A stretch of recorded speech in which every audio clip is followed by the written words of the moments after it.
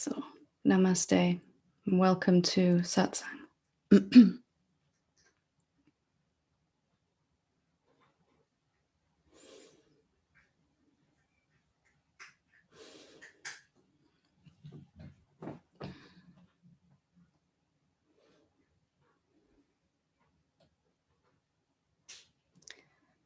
Satsang is a place where we gather, a place inside our own being, where we gather to either virtually like this or in person when we can, to come to recognize the deepest aspect of our being, to come to recognize that part of us which is going to be here forever, which when we come to recognize it deeply brings a deep sense of peace and a contentment and an end to suffering.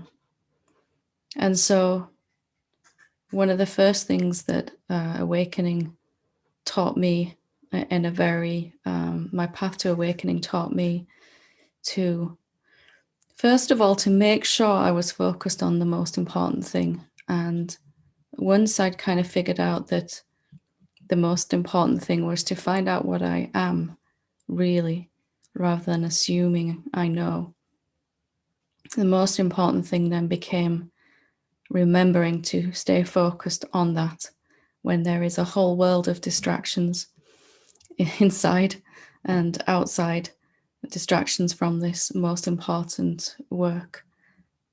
And it is essential then that perhaps we take another look at what the most important thing is and what we actually are in this satsang tonight, to stay focused, to see clearer. Because most people seem to reach I know I did reach a certain point in their seeing. We may have a seeing that we are not a separate being, or we may come to that realization somehow. But however deep that seeing has gone, I'm always saying the same thing, that it can go further. And if we are suffering at all still in any way, then that seeing has yet to fully permeate all of our being. And it may not be the most glamorous of work, but it is the most important work to be consistent. Most of us right now could even say that they have seen to some degree what had a small seeing of the awareness of the silence, of the consciousness, the beingness, the self. We use this word noumenon also, really what we are, that isn't a form, that isn't a shape.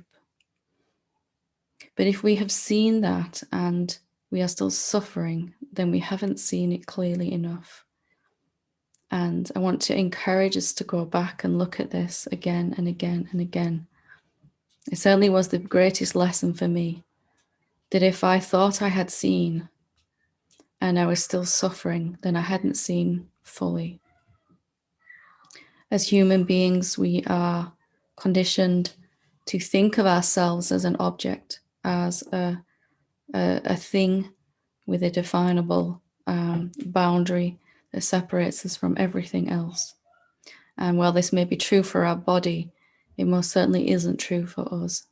But even when we've seen that it's not true once or twice or 10 times, when we've actually experienced that to some degree, we still go back into illusion. We still begin to suffer, and it may not have hit us fully the impact of what it means, the fullest meaning of what it actually means, that we can't find a separate being when we look. So I want to do some of that, some looking with you tonight, and I would encourage you to follow along as best you can.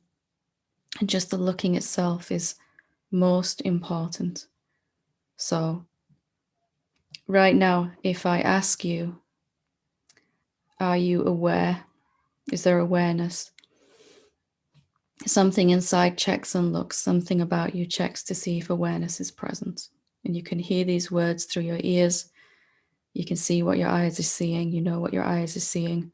If a thought popped up in your mind, or an emotion surfaced, or you suddenly got a pain in your stomach or an itch on your arm, there's awareness of those things instantaneously. And we take this awareness for granted. All of us do.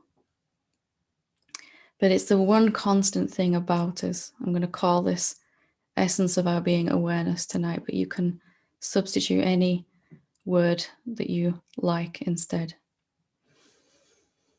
As we move through our entire day, this awareness is aware of what our body's doing, what our mind is doing, what sensations are going on in the body, the stimuli around us, where our body's moving, everything. Awareness is recognizing all of this.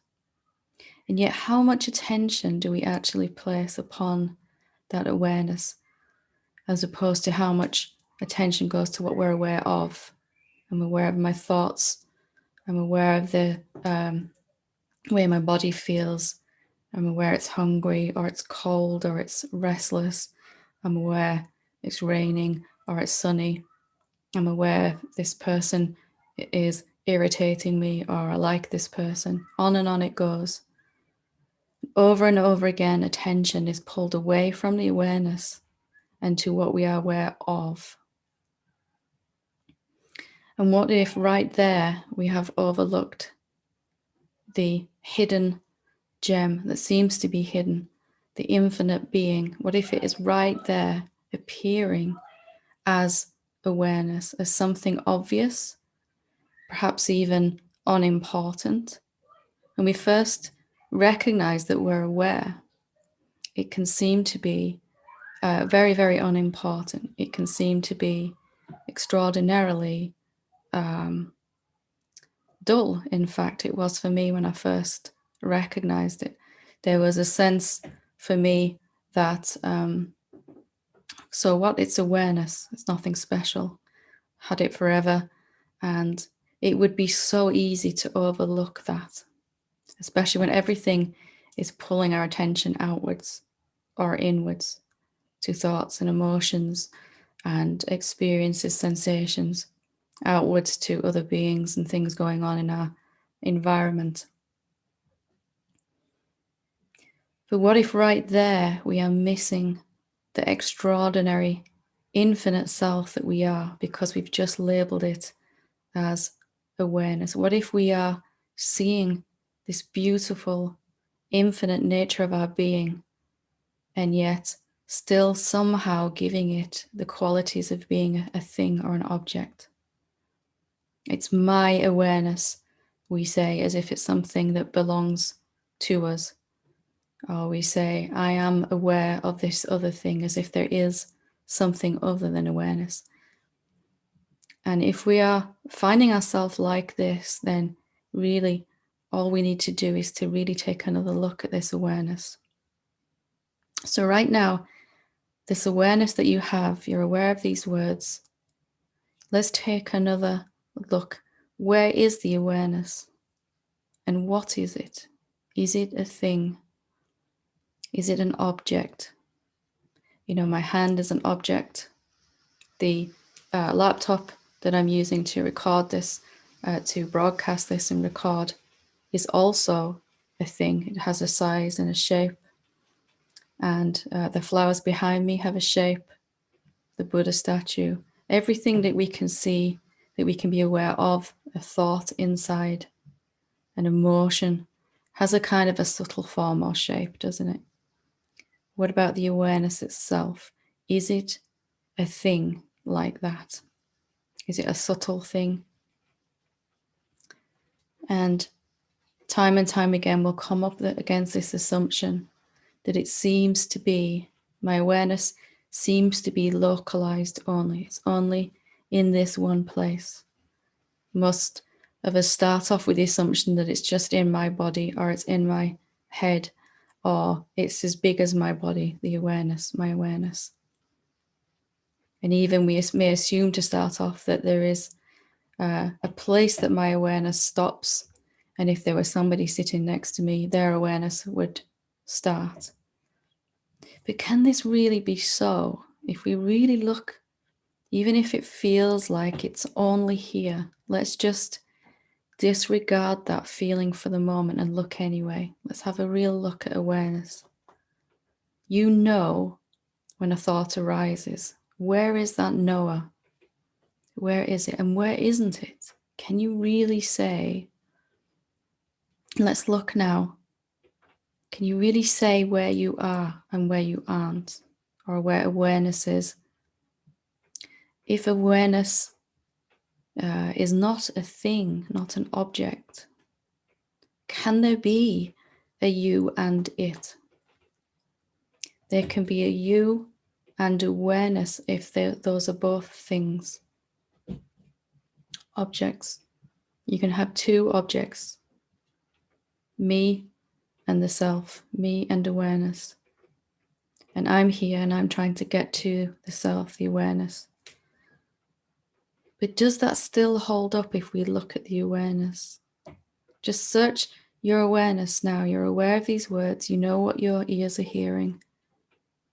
What is that awareness? Is it a thing? And the thing that's going to rob us of our peace is this assumption that we know it, we've seen it, we know what awareness is. But if we're suffering at all and imagining other beings and other things inside our body, our being, or outside, if we're even still imagining an inside and an outside, we haven't really seen the fullness and let that hit us. Let's have a look at that now again. And I know I'm making you work a little bit here, but this is the most important work. What does it mean if you can't find where awareness stops? It seems to only be in and around your body. But can you prove that? If that was true, awareness is a thing, a subtle thing, that you are a separate being, you should be able to prove it beyond a feeling, a sense. And when we really look, we can't find where our awareness stops. And this my awareness really begins to turn into there's only awareness. Can there be a you and it? Can there be you and awareness? Really look and see. If awareness is not a thing, if awareness is more like the space in this room, can there be a you and it? If it doesn't have any edges, awareness, if it's shapeless, formless, empty of substance, more like intelligent space, aware space of being, where does it stop? How far from your body in all directions does it go? Is it limited at all? How big is it? You cannot find an edge to something that is not a thing. So important to look again with me to not to overlook what seems ordinary. What starts off when we look, it seems normal and ordinary. When we look like this again and again, we realize it's something extraordinary, that we are something extraordinary. If I had £1 for every time someone had said to me, I know I'm not a thing, but, and when they say that, I know that they haven't really seen the full impact of this. What does it mean that awareness isn't a thing, isn't an object? What does that mean? Where is your awareness? Where does it stop? Does it have any limitations upon it? Is there really such a thing as your awareness if it doesn't have an edge? Is there really such a thing as my awareness? If we were sat in a room together, two bodies in the room together, as hopefully we may be allowed to one day, where would there be the dividing line between my awareness and yours? Does that really exist? It seems to. It seems to. But what if this entire web of suffering that we have going on is sustained by this one assumption. I'm here and you're over there. And just for wanting to check this out clearer and clearer, you must come intelligently to look again and again at what seems obvious and already seen, and let that impact hit us. What does it mean for you if awareness, you have awareness or you are awareness? There's a huge difference in the experience of that. Is there a you and awareness when you really look? Can you find a being, a separate being in the awareness? It's insubstantial awareness, isn't it? You can't grab it. It's not over here or over there. You can't say it's more present over here and less over there. When we look at what we think of awareness, we might find that we're still treating it as if it's a thing, as if it's an object. But if it is here, awareness is present, and we can check this out. Am I aware right now? Yes, I am. Something checks and notices this formless awareness is here already. Something already knows when you look. What does it mean if awareness has no edges? Have you let that really, really hit you? Have you let that really penetrate the heart of your being?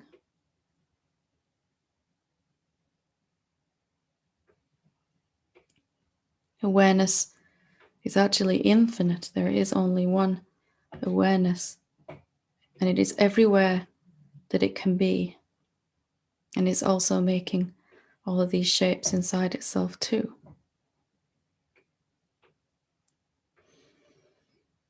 And it's the most obvious thing when we see it, that it's everywhere. And yet it is also the most obviously overlooked. I know this myself time and time again. I would look and see that I am not a thing. I am not an object. I am subjectivity itself. I am experiencing with no experiencer. And yet still I would imagine for a long time that there were other beings still, that there were other things outside of me, separate to me. Again, reducing myself back down to a thing. My body's a thing. My thoughts are things. My experiences are things. But what am I in that? Can I really say that I have an edge or a boundary? And what does that mean then?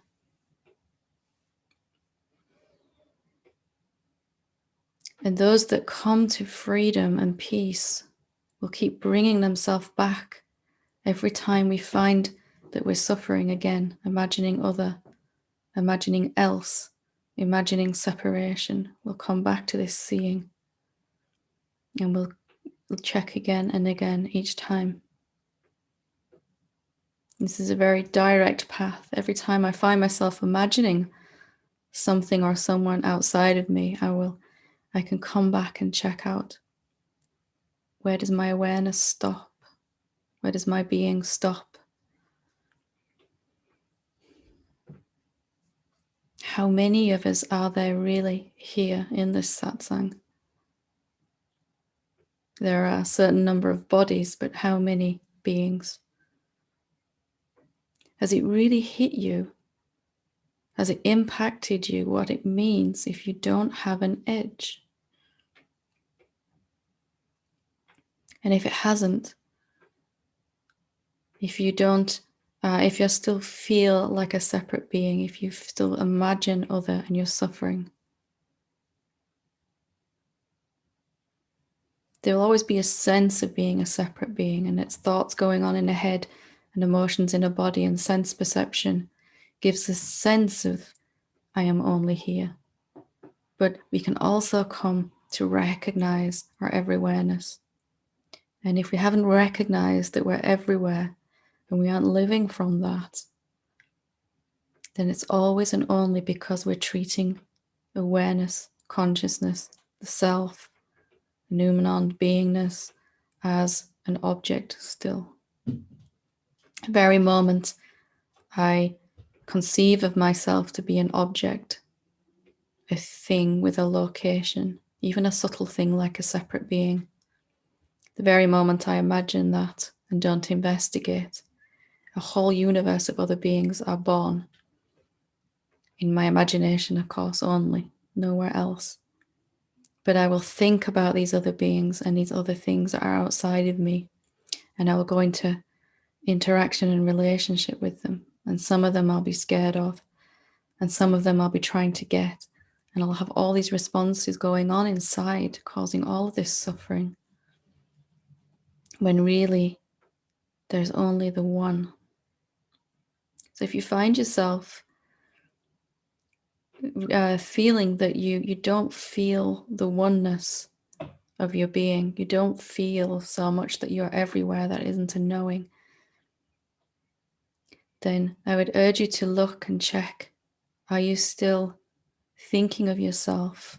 We may see clearly in a moment of inquiry like this, I don't have any edges. I don't know where I stop, where I end. I can't say that there is anyone else than me. But then we go back later out of habit to this idea of otherness, separation.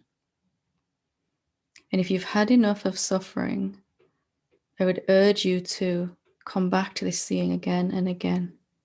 Every time I imagined something other than me, I began to suffer, and I would come back and check this out. Is there really me and other?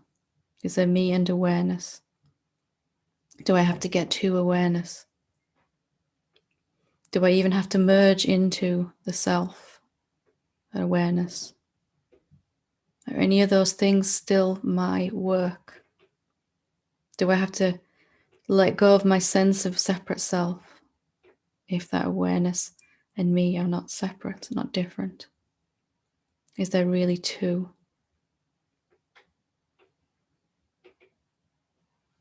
Any object would just be floating around. Any sense of a separate being is just floating around inside the infinite space of your being. And your mind is not really going to get this. Your mind is going to have a hard time with this. But you can check it out. You can experience it, and that is enough. I don't know where I stop. I can't say for certain that my awareness stops anywhere. And as you look and look again, it'll become clearer as you break through this fog of illusion every time you look. A little bit more. That something that isn't a thing doesn't stop anywhere. It is that infinite space that everything is appearing in.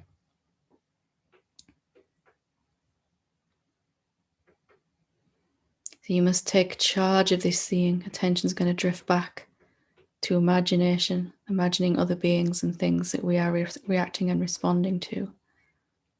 It doesn't mean we forsake the world or forget it, or that we don't have any relationships in our life or anything like that. It just means that we're experiencing everything from the real place.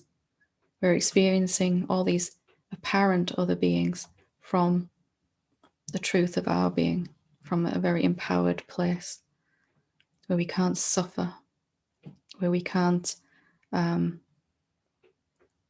get caught and lost in our thoughts. Our mind is so busy thinking about imaginary beings and things that it thinks are there. And we have to stand firm in looking at the awareness of the self. What actually is it? Is it a thing? And what does it mean if it's not a thing? Is it something I can get?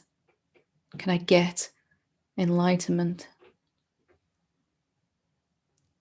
Do I have to go to it even? Do I have to drop anything to find it? All of these are myths that you begin to see through. And there is this doorway, this portal, this opening when you notice that awareness is present. If we can resist the temptation to skip right on past awareness and go to what we're aware of, usually our thoughts, We must be at least as interested in what the awareness is and what it is not as we are in our thoughts and our experiences. There's nothing wrong with thoughts and experiences, of course, but most of us end up in satsang because we are tired of experiencing life only through the lens of separation. And we want to come out of that in the fastest way possible. So this is one thing that's with us all the time, and it is awareness, and yet we constantly overlook it. We constantly take our consciousness for granted. You might notice it momentarily in the morning, I'm conscious, and then immediately attention's gone to what we're conscious of. So just fostering this habit to bring attention back to awareness, as we're calling it here, self-consciousness. And proving to yourself again and again that you cannot find an edge, that there is no boundary where your being ends and where the next one starts, the next person starts.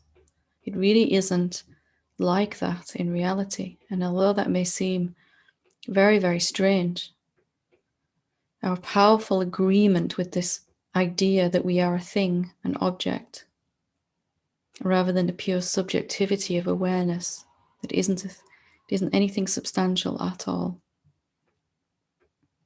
is sustaining all of our suffering, is the root of all human pain.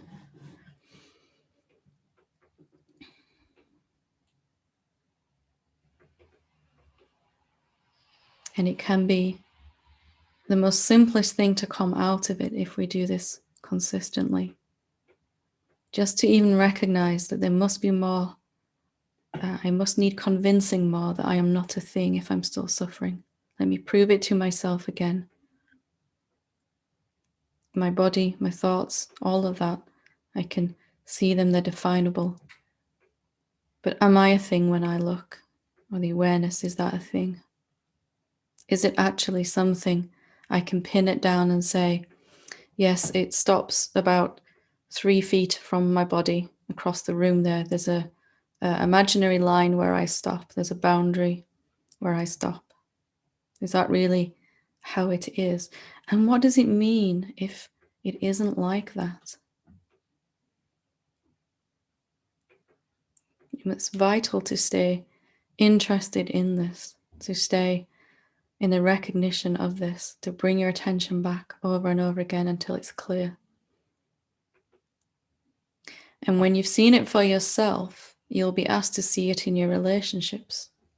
Is there still two beings in this relationship, in this marriage, in this parent and child relationship, in this boss and employee relationship? Is there still money and me? Is there still time and me? Is there still peace that I'm trying to get and me? Can there really be two things? You'll be asked to apply it to your life.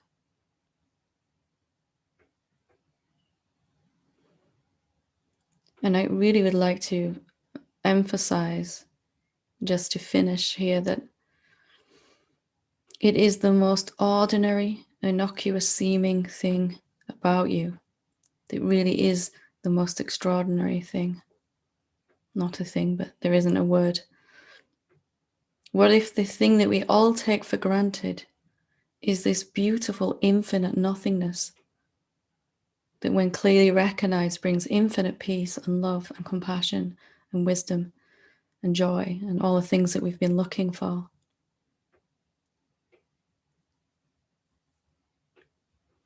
Safest way that worked for me was to assume that I'd never really seen the awareness in its fullness, and still I don't assume that. Still I'm open to see more. But there is a sense of real knowing that deepens every day, that I don't end anywhere, that I go on forever, or that there is only the one being, and that everything I imagine to be other than me is me, inside me, appearing as me, cleverly disguised to look like other. When we use only our mind and our senses to look. So don't overlook the ordinary. Don't overlook the obvious, because it is not at all ordinary. It will seem that way at first. It will seem dull, insignificant, obvious, not important to investigate. But don't let yourself miss out on the beauty of what you really are.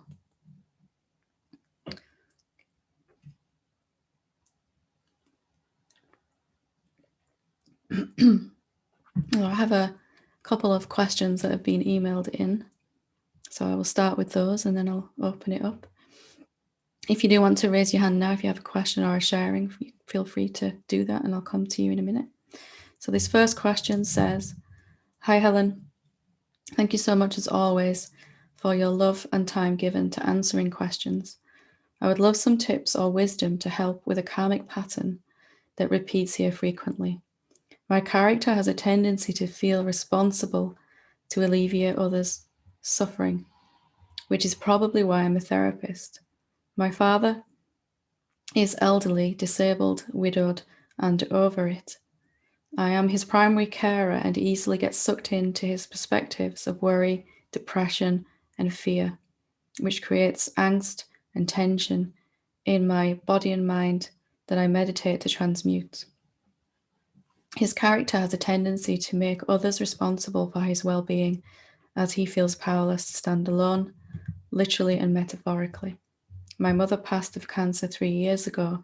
She too felt very responsible for his welfare. The love and care and empathy of my character is its weakness, as it creates separation. I believe there is another who relies on it for its happiness and well-being, and it is so convincing.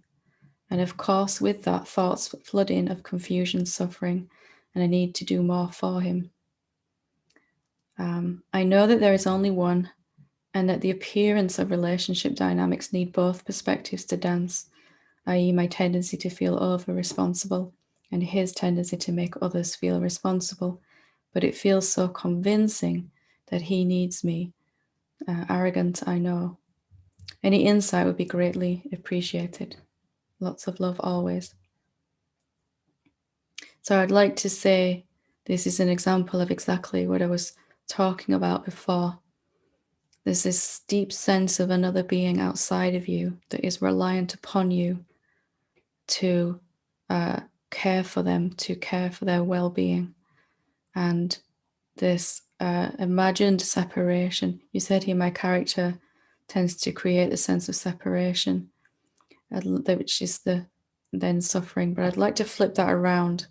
The imagination that there is a separate being outside of you is the suffering that is so painful now for you, for all of us. This idea that I am separate to something or someone else, that's what causes the innate suffering, of which the dynamics of this relationship are the symptoms of this root separation rather than the cause of it. So I'd ask you to deeply investigate, is it really so that your father is outside of you, separate to you? Because if I feel that this being is outside of me, separate to me, then I'm going to believe also that this being can have an effect upon me. There's two beings and this being's having an effect upon me. And I'll believe that I can do things for them. Really, what's happening is two bodies are interacting and there's just one being, isn't it? So I'd really urge you to look deeply into this sense of separation. It is the root, the most direct way out of suffering.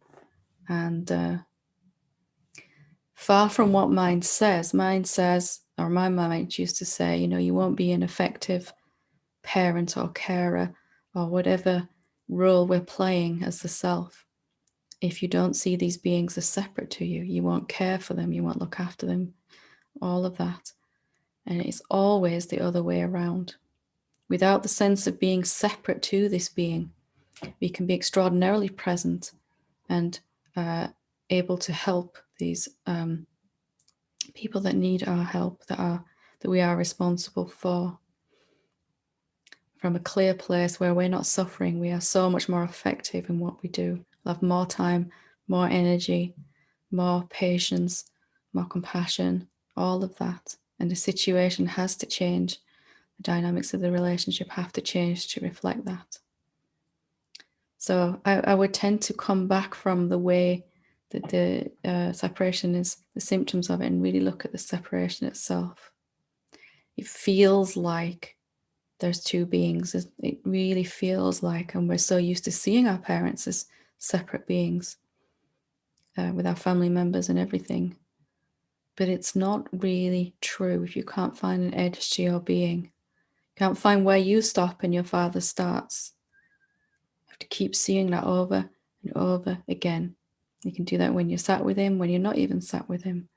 You can look at that in the quiet moments, and it'll override this tendency eventually to believe in this two-ness. So hope that helps to move forward with that. The second one. Hi Helen, thanks so much. Thank you so much for your satsangs. I listen almost on a daily basis, and I have had beautiful, deep insights while listening to them. These deep insights never stay for long. I notice that the mind wants to remember them, and it wonders, why don't these deep insights stay? Why do they go and away, and where do they go? Are insights only mind-based? They feel in the moment so deep that my body feels full of light and joy. I hope you can say something about this. All my love. So an insight or an aha moment or a seeing, it's got several components to it. There is a new and original thought that comes with an insight, isn't it? And something suddenly clearer than it was before, something suddenly more obvious than perhaps it was before. And there also is an energetic component with that, a new frequency that is available. So the thought may come and go, may seem to disappear, but it leaves you in a different place, doesn't it, afterwards? Your body and mind are vibrating on a different frequency. After the aha and the newness of it has gone, you are changed. You are less able to believe thoughts than you were before. Certain thoughts, or maybe all thoughts, depending on the impact of it. And each one of these deep insights is giving your system an upgrade, and you're operating on a higher frequency, which is why quite often some thought will come up straight afterwards, some pattern may play straight afterwards that no longer fits in with your higher frequency now. So the thoughts may come and go, but the energy that comes with that, it stays, doesn't it? It has you're never quite the same after a seeing, although it may be a subtle thing at first. As you have more and more of these, they'll have a deeper and deeper impact upon you. And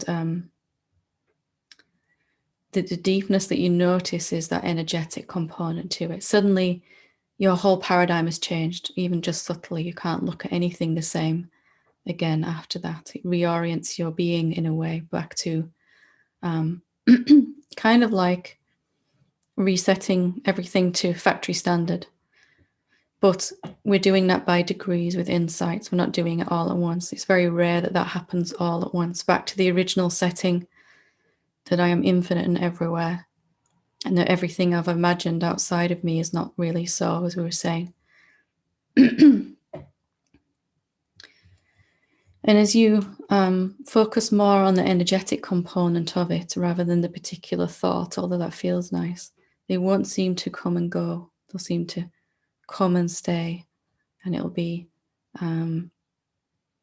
immediately the new thought is applied and lived from as best you can. So I hope that helps to explain them a little bit of something I wondered about too. Okay, so lovely. If anyone wants to ask a question or to share any of their insights or epiphanies, or if you're having a challenge or you're feeling blocked or whatever you want to talk about, as long as it's to do with awakening, I urge you to raise your hand if you want to. See how many questions we get.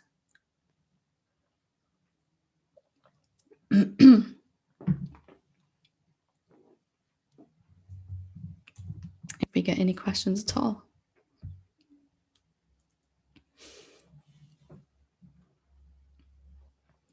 Okay, Alex, when you're ready. Hi, Helen. Hi, how are you doing? Quite surreal being here live for the first time. I'm glad to have you with us. Months and months.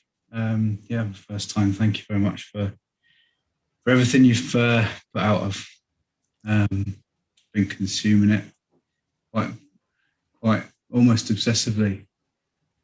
There's been a realization probably months ago now, but lately my mind's got really interested in it as well.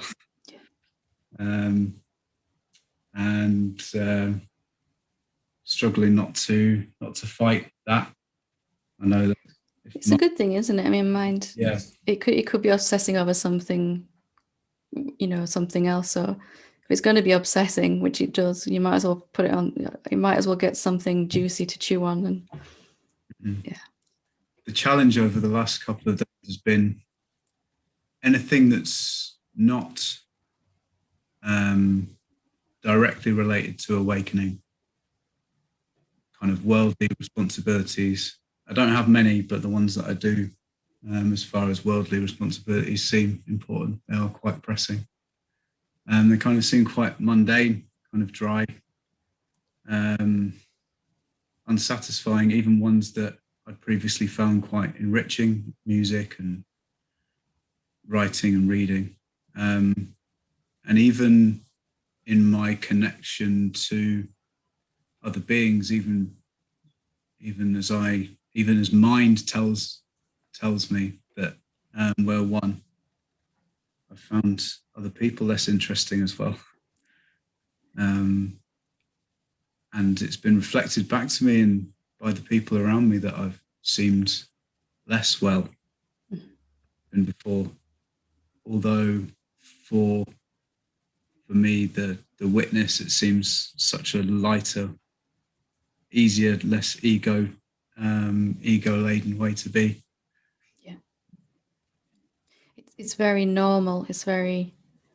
It takes a certain amount of sustained focus, really, doesn't it, to kind of overcome the pull of the mind, to really overcome this tendency to imagine we're a separate being.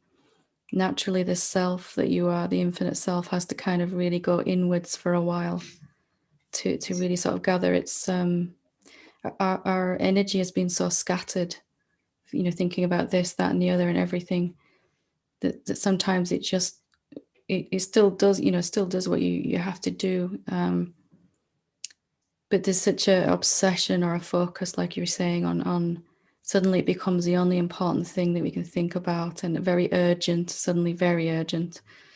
And it's normal. And I would just say to not to fight that if you can. I mean, if it gets to the point where you don't want to go out of the house or something, if you haven't been out in a week, then maybe look at it. But it's a normal, everything else about our life is pulling our attention outwards to thoughts, to experiences.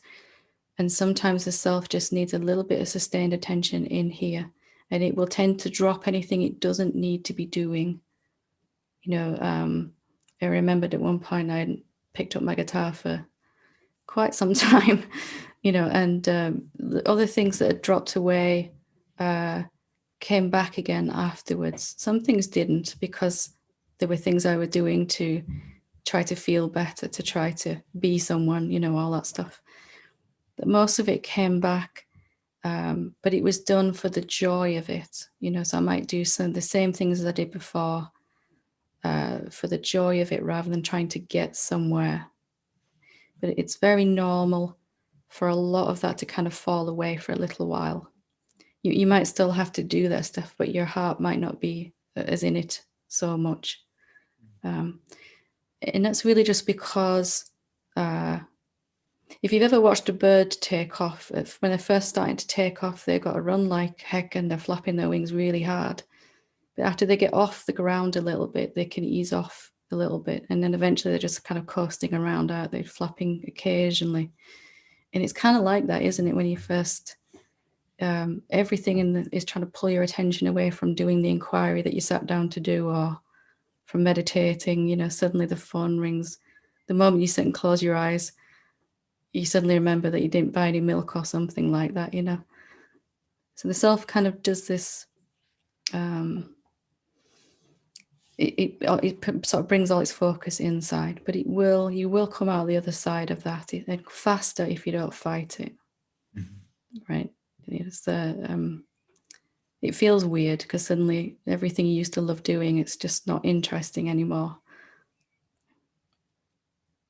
Is that helpful, or? Thanks, Helen. Yeah, good. It lasts as long as you fight it, that stage. Voice of experience. I shan't struggle. Thank you. Yeah, just let it happen if you can. You know, it's not always easy, but yeah, wonderful. Good to talk to you. Lovely. Okay, Avishag, when you're ready.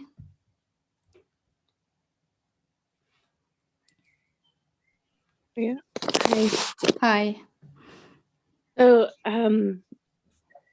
one feedback I've gotten, mainly just from intuitives, is that I have a lot of judgment, and so, but nobody would tell me what, because in general, I'm not very. Well, okay, let's forget it. I'll just get to the point. So a couple days ago, I was processing, and I finally see what the judgment is, and it was this huge rejection of life, of just being in the world. And then emotions started to come. It's from when I was a child. And it's like, that's kind of like this wall I've been living behind. So I think that was kind of like a tantrum of resisting the energy that was shifting at the time. Like I just couldn't handle, I was getting overwhelmed. Yeah. So yeah, I mean, on one level, it's like I know I would have to just to keep going through it, and it's just going to keep unfolding. And on the other hand, being in it is very, I don't know, it's difficult, I guess. It's simple. It's both difficult and fine at the same time. Yeah, I get that completely. It's we've all had these walls, haven't we, to keep us safe, and we've been totally unaware of them. You know, I had to really admit at one point I felt much safer in my own house than I did out there, and I realized there was a real sense that life is a real belief that life is hard, that the world is unsafe, that I'm unsafe out there. And what I want to say is it's good that you can see this wall, this kind of judgment or this idea that's been there. The fact that you're seeing it means you're coming out of it, and you know that. But it's helpful to recognize, just if you don't fight that process, as I was saying before, you know, that some part of it is, it's good that your egoic sense of self is giving you, look, here's this thing that no longer serves us. Let's look at this and release it. And you can just do some investigation around it, some questioning around it if you want to dissolve it faster.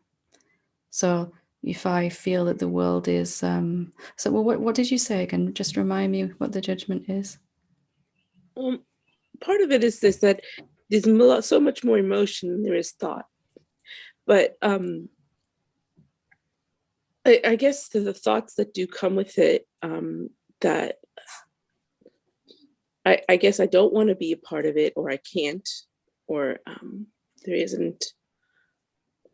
It's just like a rejection of being part of the world. It's not, there's not a lot of thought in it. It's just a few There's fragments. a lot of emotion, it's usually because we've believed that thought for so long, we're not even aware that we're still believing it. We only feel the effects of it emotionally, and then we experience that, you know. So you could help, if you feel inclined to speed it up a bit, you can.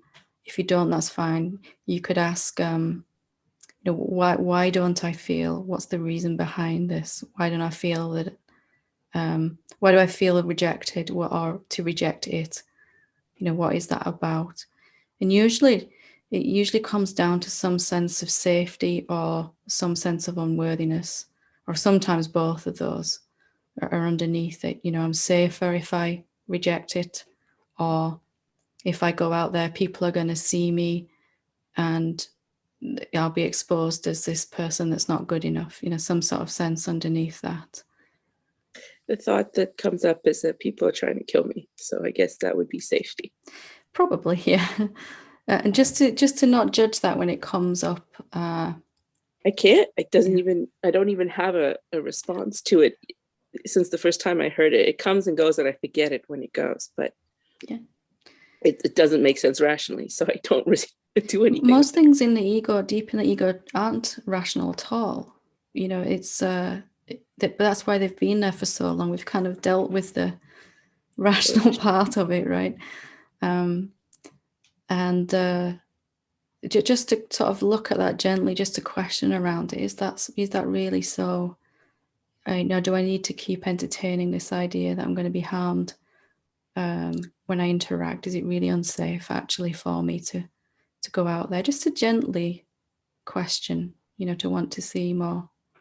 Well, I think it's almost, even the question feels irrational because I know that it's irrational, so I can't even talk to it rationally.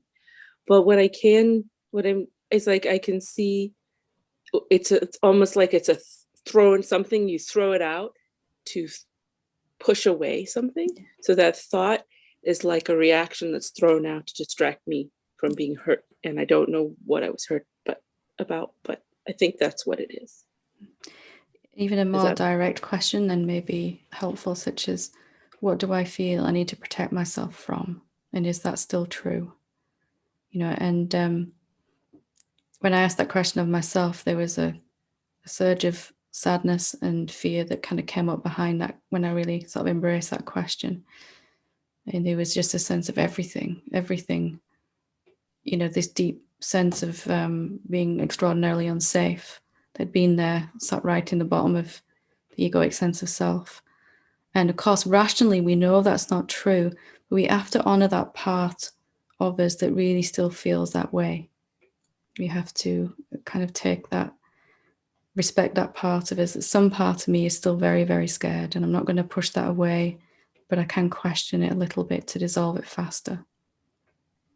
Yeah, I can be with that. I can see this like waves of motion, and I think that's all it will be, is just these waves of emotion and just me being able to be present with it. Yeah. Is that a good? Just the openness is all you need, just to really see it's just a self-protective mechanism of which the ego has many, and just to allow that to be seen, gently to dissolve in the openness of your being. That's all it wants really now, isn't it? And whichever way you do that, come to that openness is fine. We all have these inside us. We all walk around pretending we don't, but we all do. We've all kind of got this message that life is unfair and life is harsh and things like that, you know, so. Yeah, like I think mine is like, life is threatening. It's just not safe. There's nowhere you can turn that there isn't something that can happen. So it's like this awareness of impermanence, but at an age where I didn't know how to, I guess I needed to feel safe or something. I don't know. And now it's happening now, it's coming up now because you can go and look at this now and heal it. You're now in a place where you can do this. So that's why it's occurring. It's not the easiest of work, of course, but it is most rewarding, definitely. Yeah, lovely. Yeah, thank you. Good to talk to you. Take care. Okay, so I'll take the questions, the hands that are up now, but if I could ask for no more hands, that would be great. So Sharon, when you're ready. Hi, Helen. Hi. How are you? How are you doing? I'm okay, thanks. Good, good. My question is kind of coming from a place of being stuck. Having this awareness that I need to come to a place of making amends for, you know, life's past wrongdoings and being taking responsibility for that, and wanting to be authentic within that, and walking this path of truth and wanting to be authentic. And then this idea of, well, it almost feels like that struggle that I have is continuing the separation and so there's amends to myself as well, and it's tied into that as well as to other individuals. So that's the stuck place, is like how being able to make amends, but not getting lost within that and keeping myself constantly separated. And the message is always, I won't be worthy to fully surrender to the truth until I've kind of cleaned up all that mess. So I'm holding myself back from moving forward in order to do it. Just feels like it's that loop, and I'm just wondering if there's any way to. I remember that loop. It's extraordinarily painful, isn't it? Yeah, definitely. I spent some time there.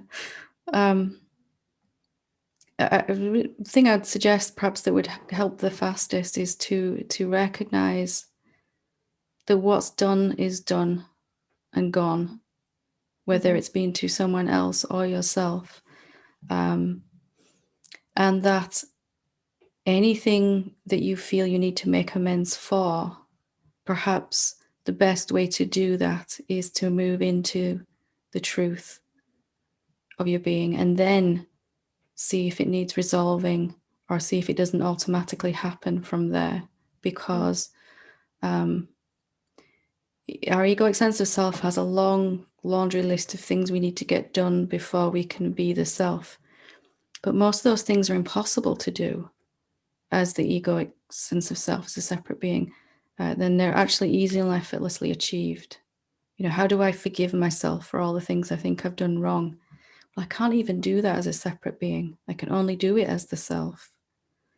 So we're not, it really helped me to kind of, to look at what's the best way to make amends here? Is it by clearing up that from where it was created, or is it from clearing that up from looking at it afresh from and as the self? Because none of us can be blamed for anything that occurred when we were under the wrong information about ourselves. And the whole craziness that's going on in the world today is because we have the wrong information about ourselves, that we are separate beings. That leads to the whole craziness. And it's been going on inside us, and it's on a global scale as well. But do you really need to make amends for something that, I mean, you would not do that same thing again now, knowing what you know about yourself and where you are now. So what's the best way to make amends? And maybe that is not by doing anything in the way that mind would have you do, but maybe doing something spiritually. You see where I'm going with this? Like, maybe the best way to make amends is to stand in my presence as my real self and be an example to anyone that wants to also find peace. And most of those things kind of get resolved all by themselves anyway, then, in some strange and wonderful way. That's the hope. Again, the challenge is the loop I get caught in. It feels like then I'm just escaping from that. My mind will say that you're not taking responsibility, that you're not dealing with it, that you're not fixing it, that you won't even care about them afterwards. But it's exactly the opposite. There's a deep falling in love with everything and everyone. It doesn't mean you like everyone. I want to be around them, but a respect for the essence of their being as being the same as yours. And naturally then higher solutions to everything are available, easier ways to sort these issues out. Right. And from a place where you're not blaming yourself as well. That's the important thing. You can no longer blame yourself. Anything you did when you thought you were a separate being, none of us would do having known the truth. But we all hold on to this, I shouldn't have done or said or whatever, that we hold on to. Yeah. It's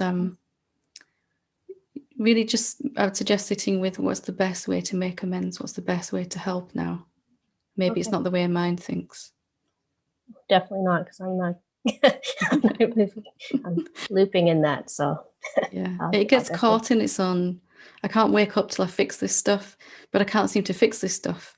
And around again we go. Yeah. So only way out is to just step into It's not that we're abdicating responsibility for what we need to fix, but it makes sense to fix it from the real place. Okay. It's just more intelligent to do it that way, isn't it, then? Feels so, yes. Yeah. Okay. Thank you. Good to talk to you. Nice talking to you. Melissa, when you're ready. Hi, Helen. Hi, how you doing? Excuse me. Good. How are you? I'm good, thank you. So even though I can't find any edges to my being, and I can't find the sense of Melissa, I still feel separate to the awareness. And I've done, over and over again, like you say, you have to keep doing it over and over. I've done it over and over again. And I'm still, it's like, I have this huge expectation of myself. Well, I should have it by now because I've done it so many times, but I can't. It feels so paradoxical to me because I can't find, the awareness is there. I can sense it within me and outside of me, yet I still can't feel the every-awareness. Like I've had times where, and this might sound strange, but it's like a car goes by and I feel the sense of myself moving with that car. I get it totally, yeah. So, but I can't, it's like I haven't embodied my every-awareness. What would that look like, embodying your every-awareness? Just let me ask you a strange question like that. What would that look like? How would you know when you're everywhere, when you know that you're everywhere? How would you know when you're there? What would that look like?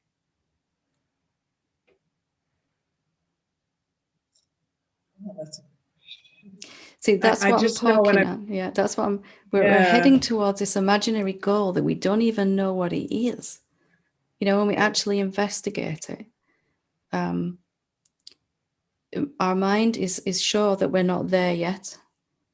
Right? I would know, mind says, and if I'd seen my every-awareness, and I don't feel everywhere, says mind. I don't feel infinite. Okay. But if I ask you now to give me any evidence you can that you're not infinite, what's the evidence that you can give me that you don't feel everywhere and infinite? Can you give me any evidence at all? No, because I can't find any edges to my being. I can't find, I mean, I know my body, my thoughts, my emotions, but I can't, when you ask me that directly and I go with it, like there's nothing there. There's nothing there. And is that nothingness a feeling? Is it a feeling?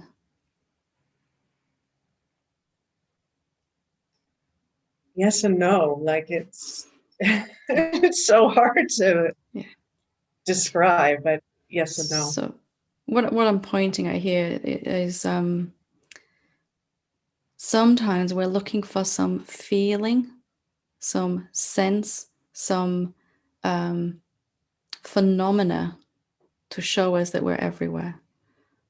Some phenomenal thing to happen. Okay, now that thing's there, now I know. But if we look at the awareness, the nothingness, it's not at all a thing. And it's not at all a phenomena. So is the part of us that's looking for a right, I'll know when I've recognized my every-awareness, when X, Y, and Z happens, I'll know. And when I ask that part of you, how do you know you're not everywhere? I just feel separate. Ego will say, I feel separate still. I don't feel everywhere. And maybe the knowingness of your infinite nature is never going to be a feeling. Maybe it's not ever going to feel that way. Now you're smiling. Oh, because I just got head to toe, like, yeah, goosebumps. And totally. Maybe that part of us that's looking for a feeling, we just kind of have to step back from and embrace a deeper knowing that isn't a feeling. It's just a more and more obviousness that awareness doesn't have any edges. I don't have any edges. And then eventually, see, to me, a deeply embodied realization that I am everywhere means I'm thinking about other beings and other things less and less. It's clearer and clearer that there's nothing else or nobody else outside of me to think about. That's, to me, the evidence of that. That tends to come with certain feelings like peace and love and joy eventually when it's seen deeper, which you probably noticed a little bit of. But let's not go looking for a feeling to give us the evidence of something that isn't a phenomenon. Can you see? Isn't there also a knowing developing that I'm everywhere, that I don't have any edges? And that's just going to become more and more obvious. That's what we're really looking to embrace. And then that will have an effect upon the mind and body as we embrace that knowingness. I still don't feel everywhere. I feel peaceful, I feel joyful, I feel happy, but I know that I am everywhere. It's a different thing, isn't it? Yeah. Knowingness, recognizing its own knowingness as its infinite self. The ego is looking for some phenomenal signpost that can say, now I know I'm there. And it doesn't work like, it doesn't get that, does it? It doesn't understand that it's not going to be like that. So there'll be part of you that's looking for a feeling or some sense or something. And then there's the knowingness that's just building in the background. And that's happening by itself anyway. And you get I was going to guess, can you get a sense of it? But Yeah, absolutely. Absolutely. And just, it's like, just hearing that is like such a sense of, it's like a total relief. here's one more It- thing just to add to that. Does that sense then of being separate, does that feeling of being separate have to go? If we're looking for the knowingness, can we just leave that? I still feel like a separate being. It still seems like I'm here and you're there and we're having a conversation. It seems like there's two of us, and that's fine. It's just a sense. It's a seems to be, it's a feeling. But the knowingness has become so deep and overridden that I can't believe it anymore. That's the difference there. So, and there seems to be two of us. We can have fun with that, right? We seem to be very different. We, all of that, we like different things. It's not an issue. As long as we're not looking for that sense or a feeling to give us the confirmation of our everywhereness. Yeah, I love that because it's like the relaxation of the energy of just allowing that to be. Yeah.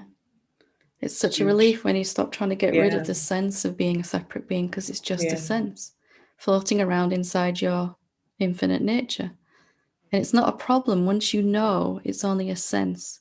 It's not an actual reality.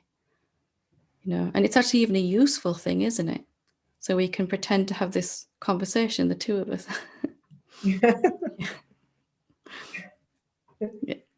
Lovely. Awesome. Good, Thank you, good, Helen. good conversation. Okay. Michael, when you're ready. Can you hear me? I can, yeah. Hi. Hi. Let's see if I can hear you. Sorry about that. Can you hear me? Okay. Yep. Can you hear me okay? No. Hold on a second. Sorry. There we go. How about now? Yeah. You'll have to excuse this fighter jets going over here. They're doing like a beach thing. So you hear some Okay. No. soaring jets. Okay. So I was at the beach this morning and had a beautiful experience. I was there and I was just relaxing, and and I've been doing the practices and everything. And this this thing happened to me, and it wasn't from anything I was doing, and there's this feeling came over me, and I'm feeling very in a beautiful way, but it is a feeling that we were just talking about, that everything is very close to me. Everything's very intimate. Mm-hmm. And like everything feels very, it's beyond the word present. It just feels everything feels extremely safe. Yeah. I Harmless. was pardon me? It's all harmless, isn't it? Yeah, harmless and beautiful. Like I even walked by a 7-Eleven, and the sign, I never even noticed it before. It was this big 7 and 11 and green. And I was like, wow, like I was just in amazement of everything and feeling so connected to everything. Like it wasn't even a sign. Yeah. It was, I don't know what like it just, anyways, it was and I've been going around the day. There was an issue on a job site. I drove up there. I just feel like I'm very softly going where I'm going, and everything's very connected. And then towards the later part of today, I got a text, and a client's very upset about something, and it's kind of like this big this big. So I'm in this like kind of open, vulnerable place, and then it's like this, and I hear those, like, feeling the feelings. It is, I guess, triggering something, like I did something wrong, or even, I don't know, it's the unworthiness, but it's like, wow, it's like my heart's pounding, but it's not so different from the pounding of the beautiful stuff. It's like that same open vulnerability, but it feels, it's a lower frequency, isn't it? It's a marked contrast. Yeah, and it's like, oh my God. I mean, and I've sat through this satsang and drifted and like melted into that safetiness or whatever. And I will go deal with this, but I can just feel that contrast of like, wow, how I was feeling so spacious. And then this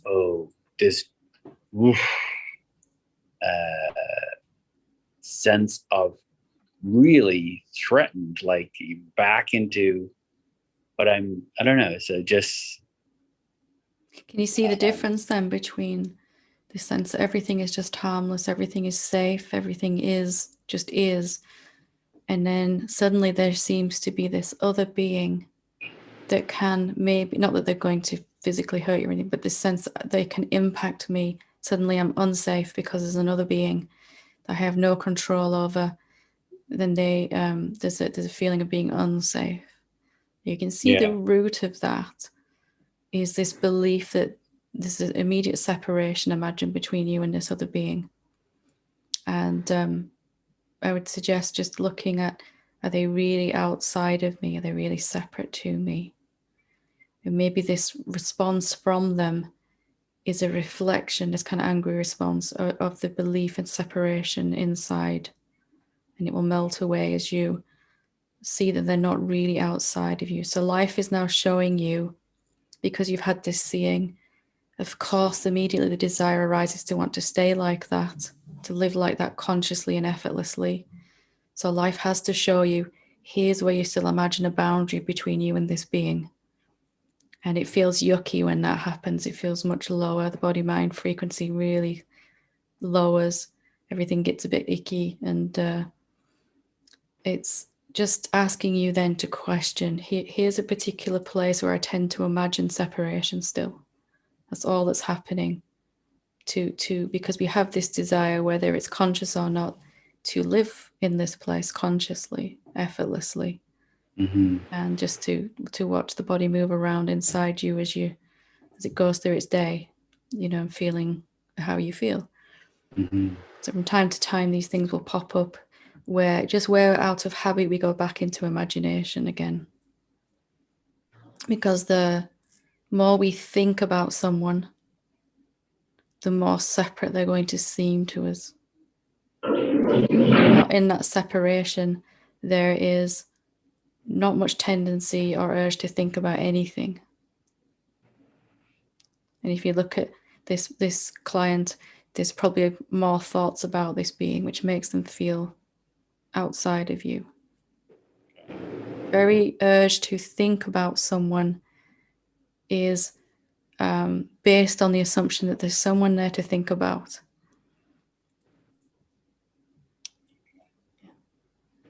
Does that help you? Thank you. Good. Lovely. Thank you.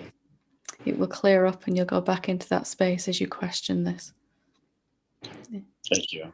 Nothing's gone wrong. It's just we've got to clear these things up to stay effortlessly in this as this.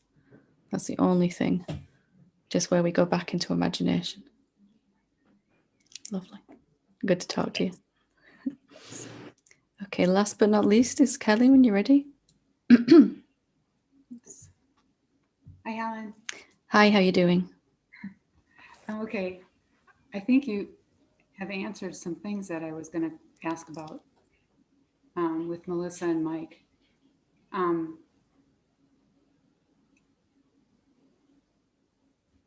I have some anxiety about my sister,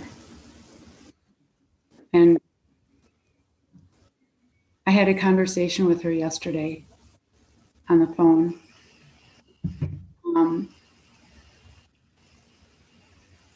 I haven't talked to her for months, but we used to talk a lot. And so during the last year and a half, things have dropped away, which has been really nice. And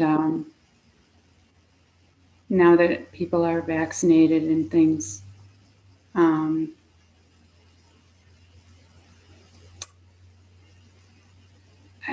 what I was struggling with was initially during the conversation, I felt very connected. And the more I was listening, the more I thought what she was saying was funny and light. And I had to remind myself that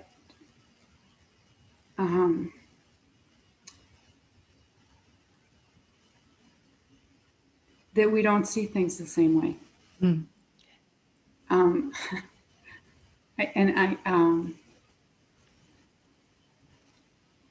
then I got scared because she wants to get together. And then when I heard Avishag, I think that's her name, talking about trying to kill, I remember I had certain rules about getting together with certain siblings. Mm-hmm. One person I would never be with alone. That was one rule. Another was my sister. She there's a time limit. Yeah. And so she wanted to get together and 2 hours wasn't enough. And I said, I don't know that I can do 2 hours with anybody anymore. It's just, and she said, but I'm your sister. And I said, I know, it's a lot of time. I just, anyhow, there's that feeling of, I was reminded when Avishag was talking that it feels like I'm going to die. And is it like my ego? It's this deep, within everyone that I've ever worked with and myself is this deep fear of other. And we've almost had this respite, haven't we? Well, the pandemic's been on and all that. And now it's kind of coming back into our experience. Ego is, it can't help but see in separation through no fault of its own. It's got to imagine other beings outside of itself. And the very root of that separation is fear. There's something out there that I can't be. It's not a conscious thing, is it? It's a very basic kind of attitude of ego that whatever is outside of me, separate to me, I can't be sure of. I can't be safe. I can't assure my own safety. And it even does this with the self. It imagines the self is this great big thing that's going to come back and annihilate it or something, something like that. And it's constantly in fight or flight mechanism. And it has these coping mechanisms of how it deals with being with other beings, as you're describing here. If I limit my time with them, or I only see them once in a while, or something like that. It's very root of ego is fear. And it can be surprising that it's deepest with those beings that we're supposed to spend most time with, like our family and siblings and all of that. It can be very surprising how deep that is. Yeah. And I think the pain is the separateness.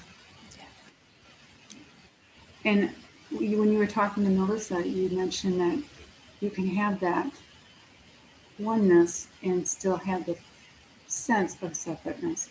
Yeah. Like if I see my sister now, we can celebrate, or I can celebrate that she likes this food and I don't. She likes coffee and I prefer this other, the tea or whatever.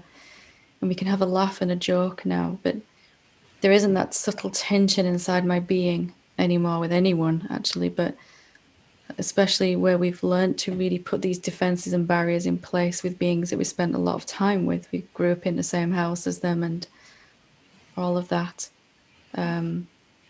But now there's just a subtle sense, and it seemed to be just a sense, that the self is playing as me and my sister, or me and my mom, or me and my child, or whatever it's playing as right now as me and you having this conversation. And that it isn't really like that. It's been seen clear again and again until it's destroyed my ability to believe it's any more than just a sense of separation, not an actual thing. And that there really is nothing or nobody out there to hurt me, which is the core of ego's fear, isn't it?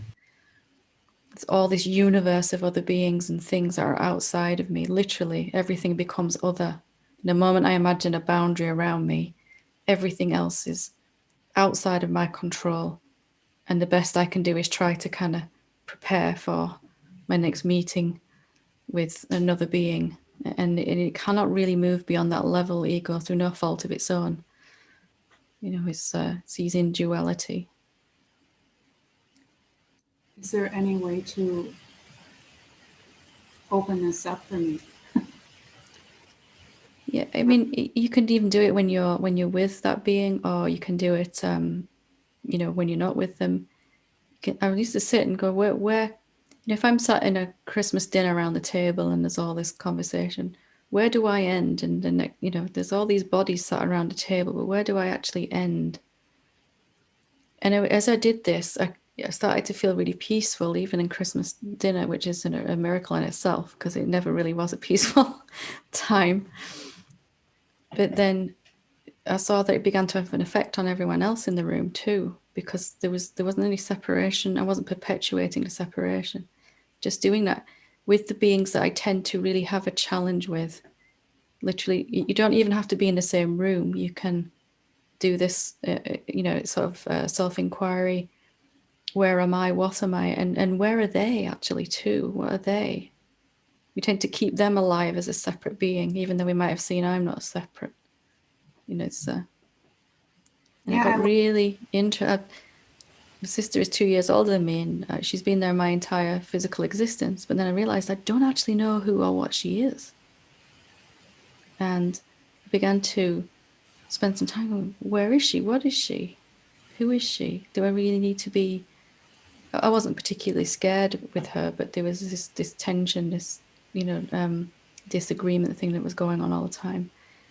The things and beings that I'm scared of, or can I really just investigate that? And is there really another being to be scared of? Really, to really sort of sit with that question, just challenging these assumptions that we've held for a very long time. That they are the very basic core of ego, me and other.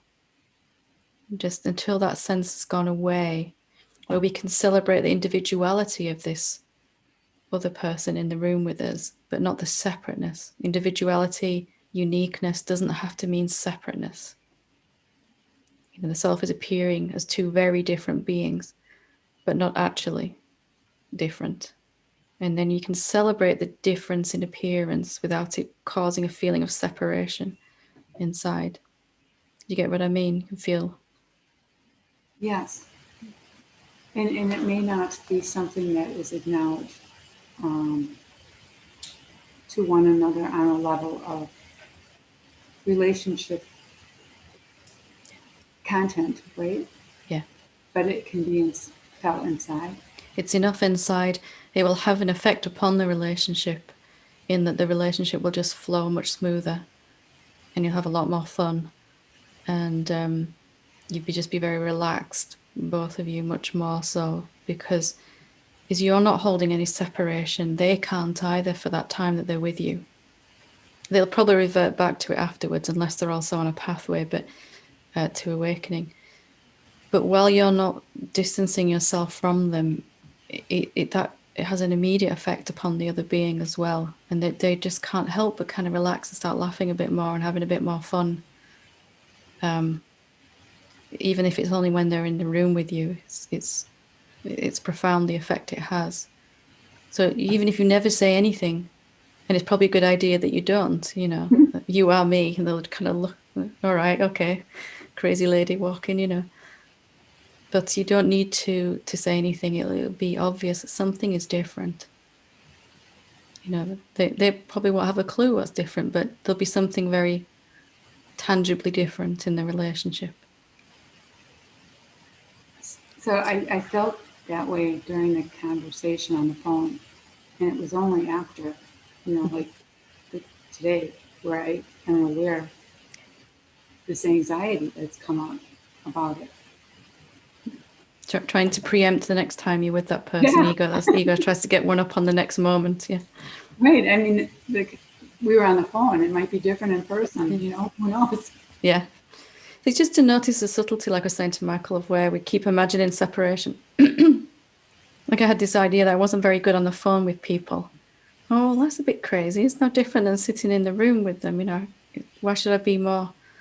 Why should I resist that when it doesn't make any difference? There isn't any other beings, whether I'm on the phone with them or sat in the room with them. It doesn't make any difference. So it's just seeing through the subtle layers of illusion that we've bought into. Okay. I'm on the phone to myself, right? Yeah.